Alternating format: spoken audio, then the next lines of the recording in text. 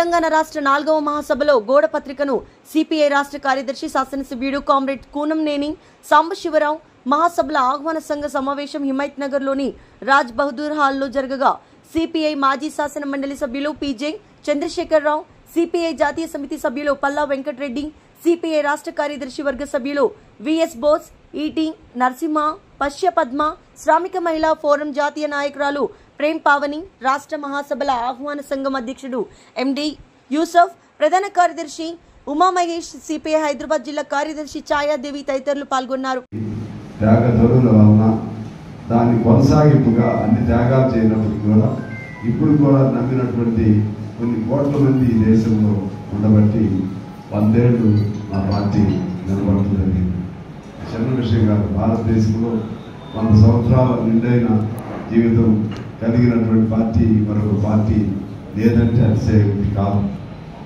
ఆ విధమైనటువంటి ఆ క్రమంలో భారతీయ కమ్యూనిస్ట్ పార్టీ అనేక ఉద్యమాలు చేసింది. కానీ భారతదేశంలో వచ్చిన ప్రతి చట్టం భారతీయ కమ్యూనిస్ట్ పార్టీ ఉద్యమాల నేపథ్యంలోనే వచ్చినాయి.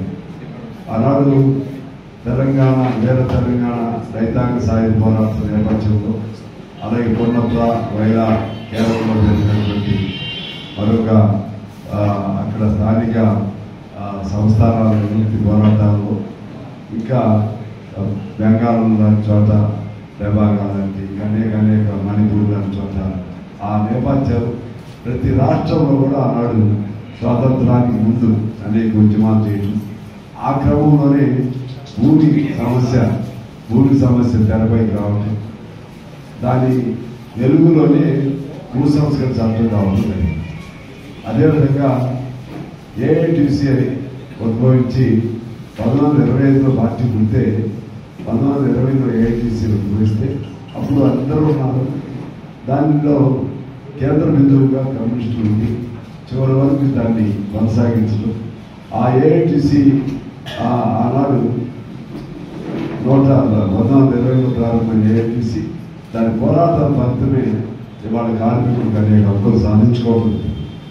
దానిలోనే అంతకుముందు చికాగోలో దగ్గర మేడే స్ఫూర్తితో భారతదేశంలో ప్రపంచంలో అనేక పోరాటాలు చేయడంతో ఆ పోరాటాన్ని ఇక్కడ కూడా తీవ్రతరంగా కొనసాగించడంతో బ్రిటిష్ పరిపాలన ఉన్నప్పుడు కూడా 8 గంటల పని హక్కు అనేది అరజెండా వలన ఏఐటీసీ వలన భారతదేశంలో రావడం. దాన్ని చెప్పినట్టుగా భూ సంస్కరణ చట్టం వచ్చింది, కౌలుదారి రహిత చట్టాలు వచ్చినాయి. మహిళలు సతీసాగమనం ఆనాడు పెద్ద దురాచారం. దాని నుంచి కూడా మహిళల తరఫున మహిళలకి మొట్టమొదటిసారి మహిళా సమాఖ్యను ఏర్పాటు చేసింది కమ్యూనిస్టుల ప్రేరణతోనే. ఆ మహిళా సమాఖ్య ఉద్యమ నేపథ్యంలోనే ఇవాళ మహిళలకు అనేక వరకట్న నిషేధాలకు కానీ, లేకపోతే సతీసాగమన చట్టాన్ని దాన్ని నిషేధిస్తూ దురాచరించిన ఆ చట్టం కానీ, అలాగే మహిళలు కూడా ఆస్తులో సమవాటా కానీ, మహిళలు ఉద్యోగాలు అన్ని సామాజికంగా దేనిలో కూడా వెనుకబాటు లేరని ఆ విధమైన మహిళా చట్టాలు కూడా కమ్యూనిస్ట్ పార్టీ పోరాటాల వల్ల రావడం. అదేవిధంగా దళితులు మనకు తెలుసు,